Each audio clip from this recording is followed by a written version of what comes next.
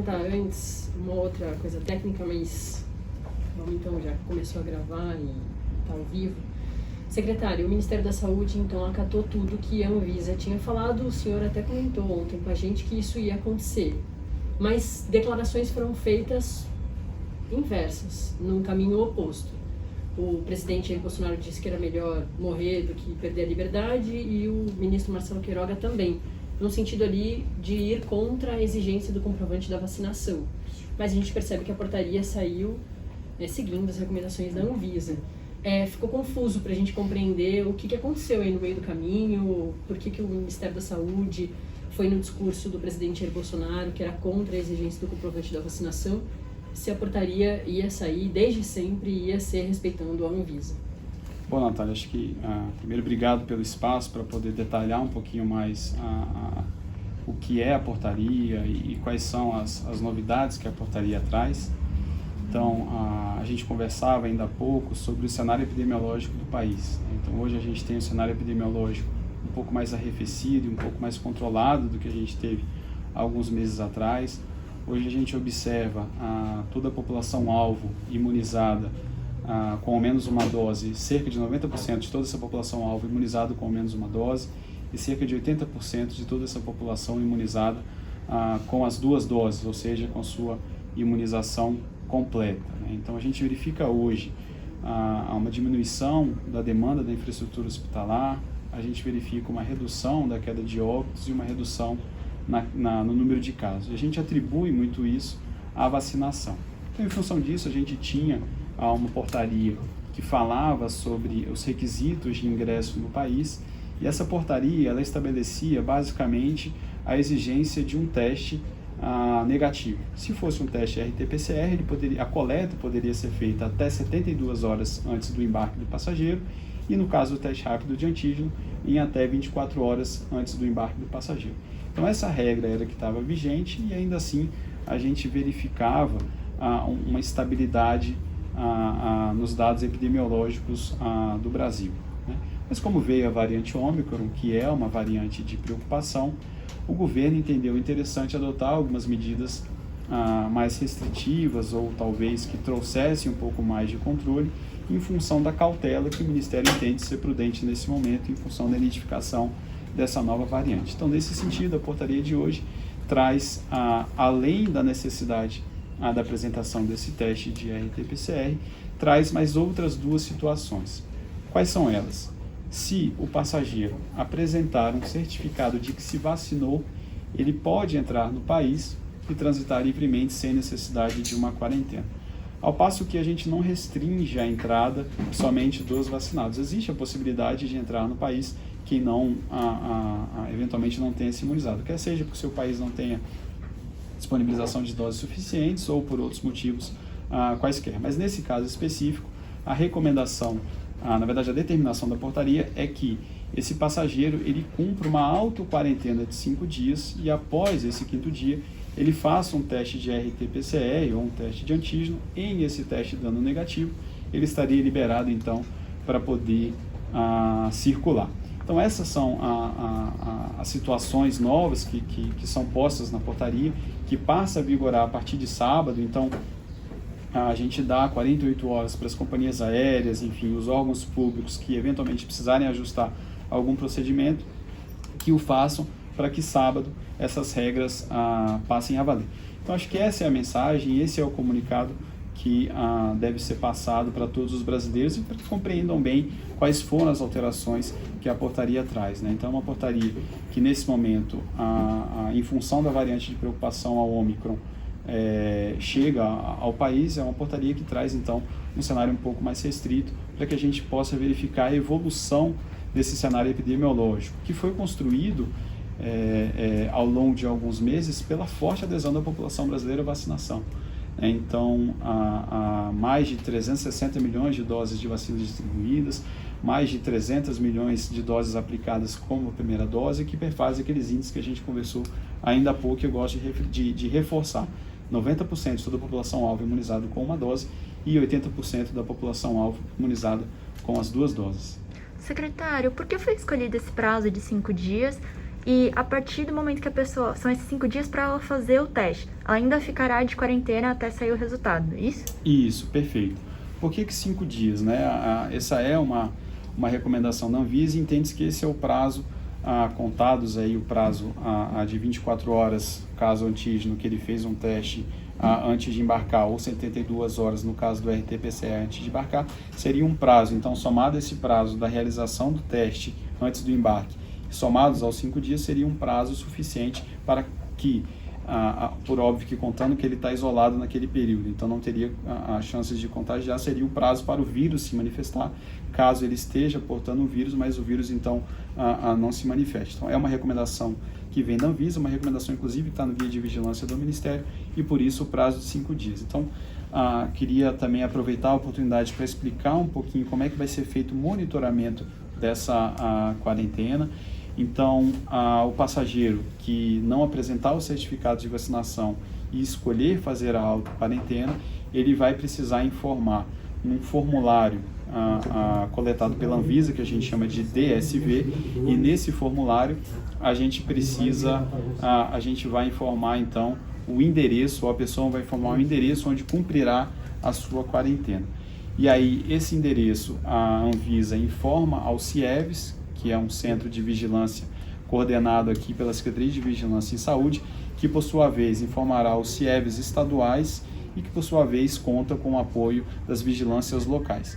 Queria reforçar também que essa vigilância ela já ocorre não só para esses casos que passarão a ser monitorados pelas vigilâncias, mas já ocorrem para toda e qualquer patologia. Hoje mesmo, né, se um cidadão brasileiro, independente de ter viajado ou não ter viajado, testou positivo, ele também se submete ao monitoramento e à vigilância local. Então, só para detalhar um pouquinho melhor como é que vai ser esse fluxo e como é que essas coisas vão funcionar. Trazendo um pouquinho de números para essa discussão, né, chegarão ao Brasil por semana cerca de 100 mil passageiros, né? Então, os principais aeroportos são Guarulhos, Galeão e Brasília. Guarulhos concentrando ali cerca de 80% desse fluxo. E desses 100 mil passageiros que chegam de voo internacional, a média histórica é de que 70% são brasileiros, né?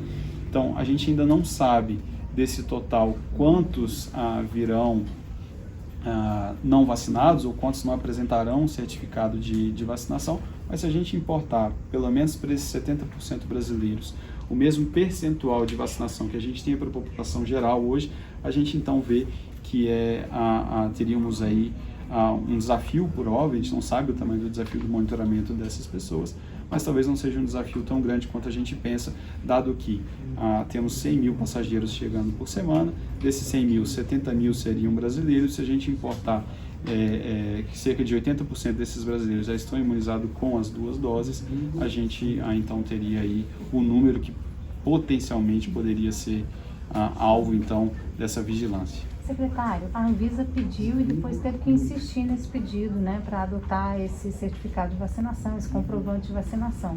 O senhor acha que o governo demorou a tomar a medida? Porque tem a Ômicron, enfim, tem várias... o cenário, embora esteja melhor, ainda tem essa variante e tal. E a Anvisa não só pediu, mas insistiu no pedido, né, até que o governo, de fato, tomasse essa iniciativa.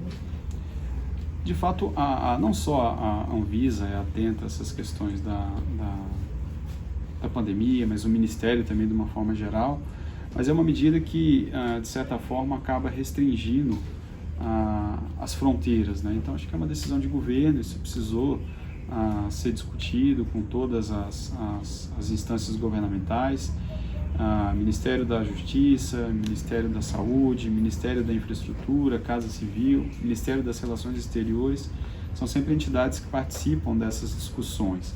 E é uma variante de preocupação, por óbvio, precisamos sim ter cautela, mas o cenário epidemiológico, ele dá uma certa, mais arrefecido, nos dá uma certa tranquilidade para discutir isso mais aprofundadamente, sem que a gente tome nenhuma medida que depois a gente precise voltar atrás ou que a gente se arrependa. Então, entendeu-se interessante gastar um tempo, qualificar muito bem essa decisão, e hoje a decisão foi essa, né? Alguma restrição ao que a gente tinha vigindo, mas ainda assim a gente entende que o cenário epidemiológico permite que a gente continue dessa forma, que a gente avance com essas medidas e, por óbvio, né, vamos continuar monitorando. Então, acho que o monitoramento ele é fundamental para que a gente verifique qual medida a tomar. Se houver alguma piora eventual nesse cenário epidemiológico, o Ministério, por óbvio, vai rever, vai sugerir ao colegiado de ministros que reveja esse posicionamento em função dessa piora do cenário epidemiológico. Independente disso, já está combinado entre todas essas entidades que em 30 dias a gente vai sentar novamente para rediscutir as medidas que foram propostas e materializadas na portaria publicada hoje. Secretário, você falou mais cedo que o governo estuda instalar postos de vacinação nos 3 principais aeroportos do país, né? Guarulhos, Galeão e Brasília. A gente tem um prazo para que isso aconteça e como vai ser essa vacinação nesses locais? Eu já conversei com os 3 secretários municipais, o do Distrito Federal, o de Guarulhos e o secretário do Rio de Janeiro. Todos gostaram da ideia, acharam a ideia interessante. A gente está com a meta de iniciar essa vacinação na segunda-feira. As vacinas eles já têm, já conversei com a Anvisa, o Ministério da Infraestrutura, por intermédio da Secretaria de Aviação Civil, já fez ou fará o contato com os aeroportos para a gente discutir o melhor espaço. E eles têm experiência, né? Lá atrás, quando a gente tinha a UPNI, um cenário de vacinas não adequado ao desafio da nossa população, a gente veio evoluindo com o tempo, onde priorizou-se, então, a população aeroportuária, as prefeituras e as secretarias estaduais montaram postos nos próprios aeroportos para poder imunizar a população aeroportuária. O Rio de Janeiro eu sei que fez isso, Brasília fez isso também, Guarulhos não me recordo, mas ele já tem experiência, é algo interessante, eu acho que passa uma mensagem de preocupação e, eventualmente, aquele passageiro que chegou, não está imunizado e tiver interesse em se imunizar, a vacina vai estar disponível ali para ele. Então, acho que essa é a intenção e é uma medida que o governo federal, em conjunto com o Ministério da Infraestrutura, por intermédio da Secretaria de Aviação Civil, enfim, as prefeituras, por intermédio das suas secretarias de saúde, entenderam interessante e disponibilizar. Como eu falei, a gente está hoje num cenário de cobertura vacinal mais interessante, a gente precisa de fato agora fazer esse trabalho de formiguinha, né?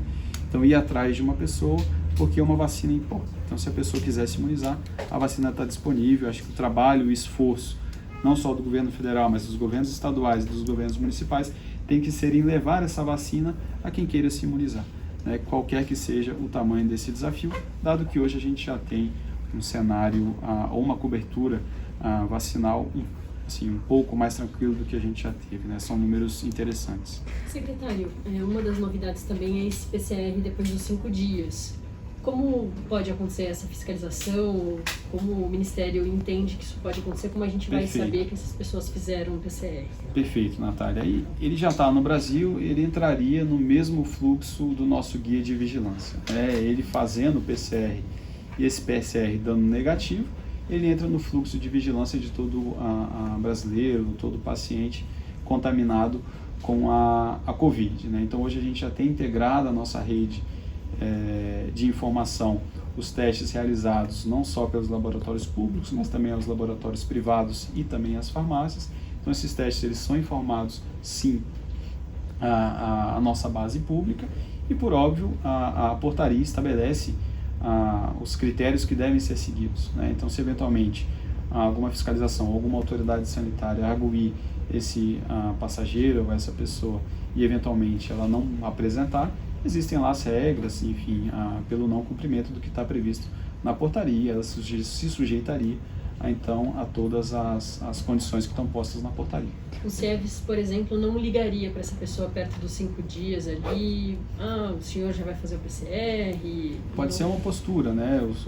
Com apoio das vigilâncias locais, sem dúvida pode ser uma medida a ser adotada para poder fiscalizar, enfim, perguntar. A gente tem relatos de outros países, inclusive, onde a vigilância faz uma visita ao local, por óbvio que não todos, né? Que imagino que não dê para controlar, mas eventualmente numa amostra ou num potencial risco, visita a uma pessoa no endereço informado para ver se de fato a pessoa está isolada, cumprindo a quarentena. Acho que é um trabalho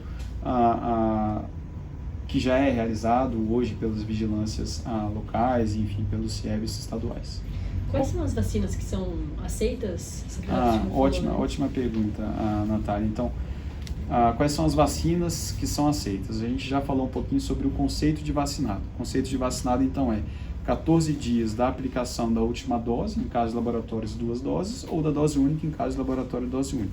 Mas quais são as vacinas que a portaria e o governo entendeu que podem ser consideradas? Então, são todas as vacinas aprovadas pela Anvisa, todas as vacinas aprovadas pela Organização Mundial de Saúde e todas as vacinas aprovadas pela autoridade sanitária local onde o passageiro embarca. Então, isso foi discutido com a Anvisa e entendeu-se, então, que seria um cenário interessante. Então, aceitam-se como vacinas as vacinas aprovadas pela Anvisa, pela OMS e aprovadas por todas as autoridades sanitárias do local de embarque do passageiro. Secretário, só para deixar claro, desculpa, complementando a pergunta da Natália, o monitoramento, o pessoal do CIEVS pode fazer uma visita eventualmente, se for possível, ou fazer um telefonema perguntando se já fez. Sim. Explica novamente, por favor, na prática, como é que vai ser isso? Sim. Esse é um monitoramento, Marina, que não foge do monitoramento já realizado hoje pelas vigilâncias, né? Então, uma visita, uma ligação para o passageiro, enfim, são ferramentas utilizadas rotineiramente pelas autoridades sanitárias ou quem faz a vigilância. Então, sim, são instrumentos que podem ser utilizados para esse monitoramento. Mas o resultado do teste não terá que ser apresentado? Para ele poder circular, isso. Se provocado por uma autoridade sanitária, ele precisa sim apresentar o resultado do teste negativo que comprove a possibilidade dele voltar a circular. Então, desculpa, pode. Mas isso é só por meio da provocação, não é obrigatória a apresentação para todos? Isso, imagino que operacionalmente seria algo de difícil operacionalização, exigir então que esse passageiro em auto-quarentena fosse em um local específico apresentar o RT-PCR negativo para poder voltar à circulação. É um trabalho que a vigilância vai ter que fazer, por óbvio terá uma questão amostral e, enfim, se eventualmente questionado por alguma autoridade sanitária, quando ele estiver retornando para o país ou em algum outro momento, e ele for questionado por alguma autoridade sanitária, ele deve apresentar o teste, né? E aí a portaria estabelece todas as questões e as regras e as previsões para o não cumprimento de alguma regra que está posta lá, né? Na prática, a gente pode dizer, então, que depende de cada estado e de cada município, né? Da secretaria, da vigilância de cada estado? Não, por certo haverá uma orientação do CIEVS nacional, como já tem, existem os guias de vigilância e todas essas questões. Claro que cada município tem uma particularidade, enfim, mas a orientação, por óbvio, será baseada nesses guias de vigilância que já estão em prática hoje em dia. E o endereço do passageiro em que ele ficará isolado também vai ser confirmado antes da chegada dele no Brasil? Ele é informado no DSV, o formulário. Mas ele será checado? O formulário que ele informa, no formulário ele informa o endereço e a partir daí esse endereço ele é informado e as pessoas passarão a ser monitoradas pela informação que é prestada ao chegar no país, né? A última pergunta é em relação à restrição a novos voos. Na portaria não se ampliou isso, né? O Ministério vai seguir dessa forma sem ampliar a restrição a voos de mais países. Hoje existem 6 países que estão com voo restrito em função dessas medidas que trazem de alguma forma um pouco mais de controle e cautela. A gente entendeu que a gente teria um tempo, e vamos discutir hoje, vamos discutir amanhã com a agência reguladora, com todos os órgãos que participam, então, dessa portaria de fronteira, para ver a real necessidade de se avançar ou não em restringir mais voos de outras localidades. Bom.